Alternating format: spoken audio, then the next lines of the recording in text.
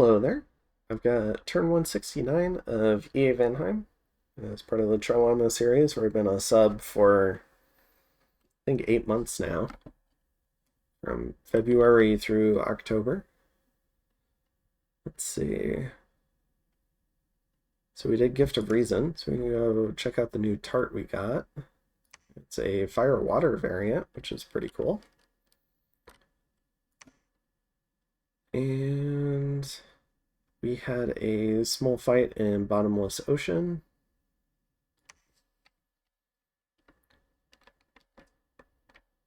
Just against some PD.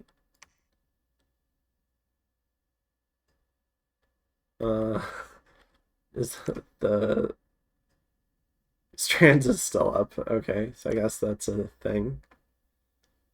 And because I don't see the Kraken back yet either. Yep, just Queen of the City. All right. So you might notice this turn is a little bit different, and because there's no move orders put in, no micro done, and that's because the Atlantis player, or I believe our third Atlantis player, is now second sub. So it's the second one I played against, but the original one was also a sub. So I think it's our third Atlantis player has thrown in the towel. They don't want to play anymore. I don't blame them. Their position has deteriorated a bunch. And rather than try to find another sub for Atlantis, just to kind of play out the end game, it was decided that we'd just pick a winner from the remaining 3 land nations. So we successfully killed off more or less I think it's been what feels like 90 turn Nexus Atlantis. It only took 3 land, like all of the land nations working together. So, oh, and we got our got back this turn, and I believe he only lost a point of dominion. Yep. So, which was fine. So yeah, so in terms of the winner, I think Igaraki, who's now subbed in, he's I think the third Yomi player I've played against or with too. He subbed in, and we agreed that we would declare TNN the winner because the TNN player is still the original player. This person has played nearly 170 turns in one Dominions game. And we thought that was worthy of the victory because the 3 land nations are still fairly even. If you remember those score graphs, pretty even in army size between the 2 of us, but TNN's growing rapidly because of all their income that they've gotten. And in terms of gem income, TNN's got a solid lead, but Yomi and I definitely have enough that we could pair up on TNN, and we've got the army size to be able to do it too. So the provinces were still somewhat even. So yeah, we just decided to declare for TNN because I don't know, putting that much time into a single game is ridiculous, and we think it should be rewarded, especially considering the position they're in and how much they've consistently kept improving it. First against Agartha, and then against Atlantis. So, and yeah, all these like hidden devils that I never really used. But yeah, so a little bit of a shame. We were finally getting close to killing the Atlantis player, so we could have done some epic land war to kind of finish things out. But it wasn't to be.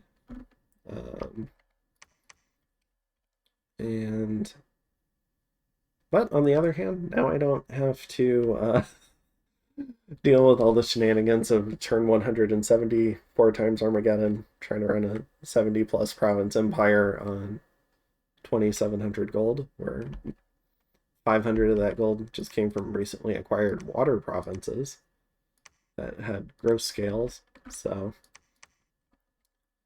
yeah, I think everyone was perfectly happy to move on to other games. I was probably the only one still interested in continuing, just because I've got all these cool toys. Wanted to keep using them, and keep building more, and keep trying things out, but makes sense. And yeah, so I think that's it for this series. And there, I forget the name of the Discord. The Charlama game was on the Clockwork Hounds Discord. So if you ever wanted to take a look at the chat for it, feel free to. Otherwise, thank you for watching this one. I'm a little bit sad I didn't get to use all these tarts and devils I built up. TNN had a bunch as well, and I'm sure Yomi did as well. So it would have been cool to get to see them all in action.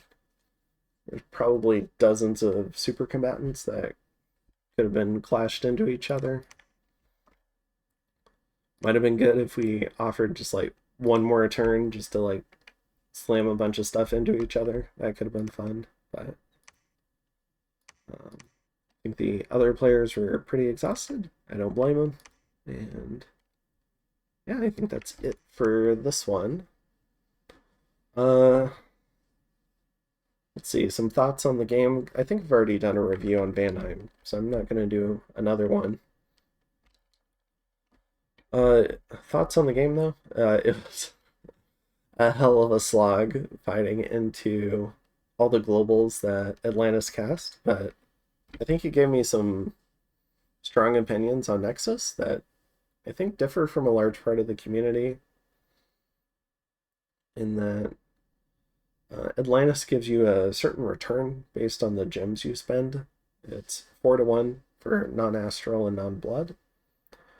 And then you can either alchemize that, which makes it 8-to-1 into useful gems, or you can whoosh that into useful gems, which makes it more like 2-to-1. And so, which is a huge advantage, but I don't think it's insurmountable.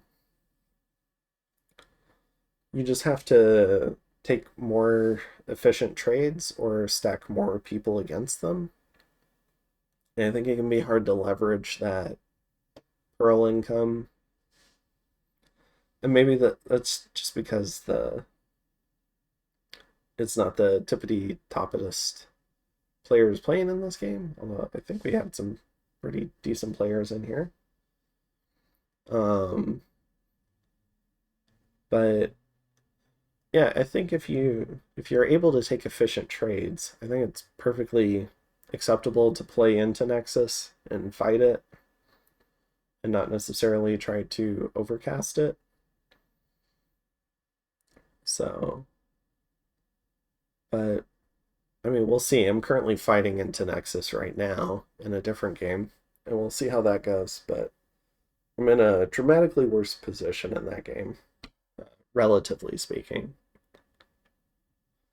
Some other thoughts. I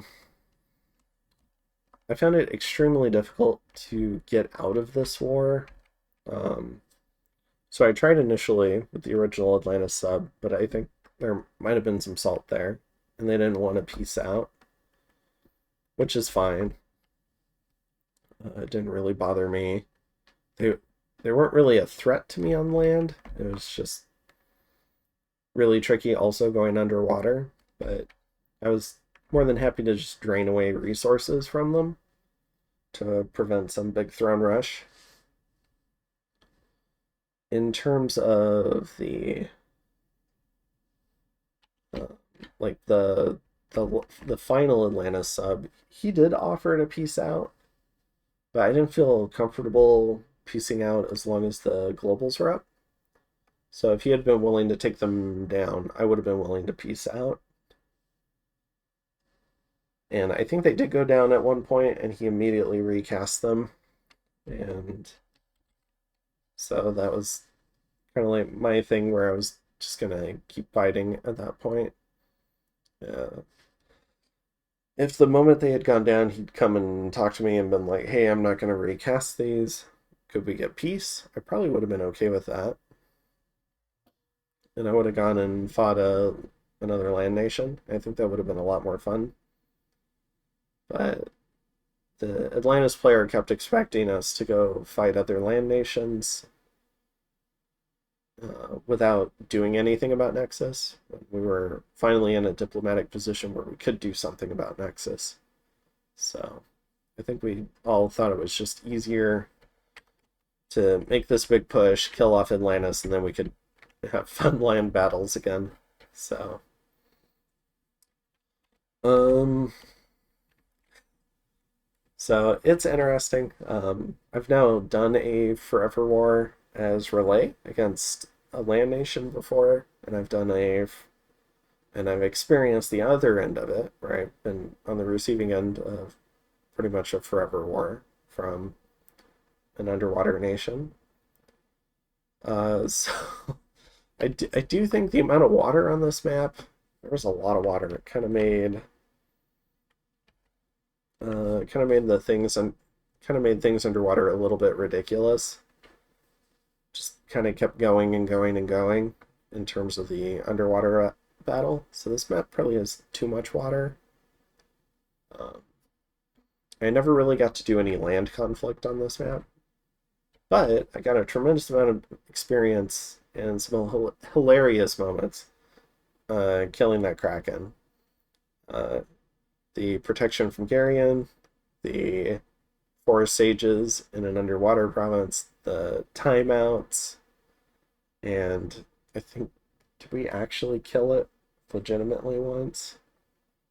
I'm not sure if we ever legitimately killed it in battle, but it was a lot of fun. So, and I learned a lot about the game. I got to try a lot of really interesting late game mechanics and scaling mechanics.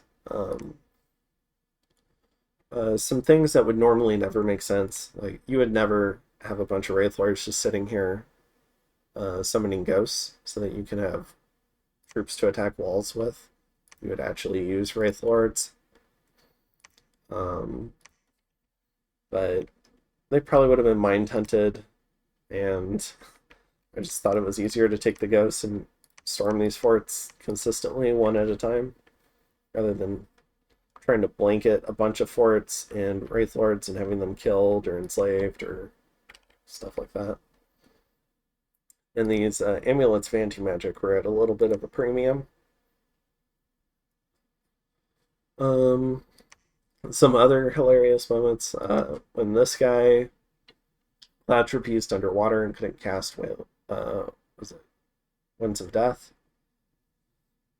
or when I cloud trapezed him over on this throne, and then also hit it with, I think it was an Indie attack, and the Indie attack, or no, it hit him with the Infernal Disease, and the Infernal Disease sent him home before he could actually do Winds of Death.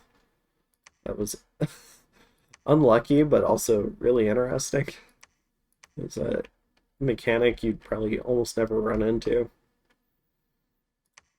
So got to learn a lot about the forging mechanics, because stacking bonuses on bonuses. I had the construction 20. I was forging national items. I had dwarven hammers. I had dwarven elders. So I had the hammer of the forge lord. So this guy had a forge bonus 6. So it was definitely a really interesting playground.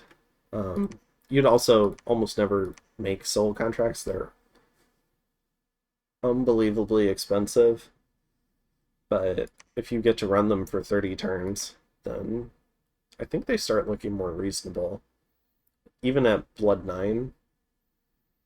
So, because how many do you get on the mass cast? Let's see.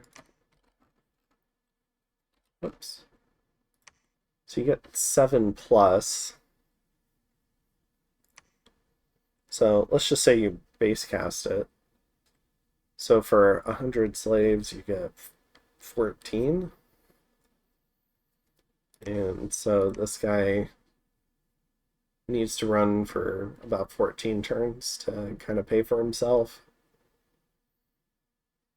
And yeah, I think I was running a lot of these more than 14 turns. Granted, they were the ones I just made, but some of these golems have been around for a long time. So, and just finishing off Atlantis would have meant even more. So, I don't know. It was kind of like a weird diplomatic situation and a weird situation where everyone was equally matched for a long time. That kind of made this worth it, where otherwise it wouldn't be. Same thing with doing the ghost summoning here. So these little troops of ghost were perfect for getting through fort walls and surrounding super combatants with fear auras. So, yeah, got to play with a lot of the illusion items. So I was hiding most of my quality troops the entire game. So this guy had one. This guy had one. This guy had one. This guy had one. So a lot of my troops the entire game were hidden. See, sometimes they weren't, but a lot of the time they were.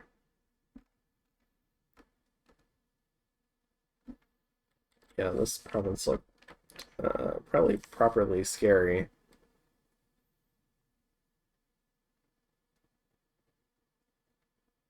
Yeah, so this guy's hiding all these Drog that I inherited from the previous player. And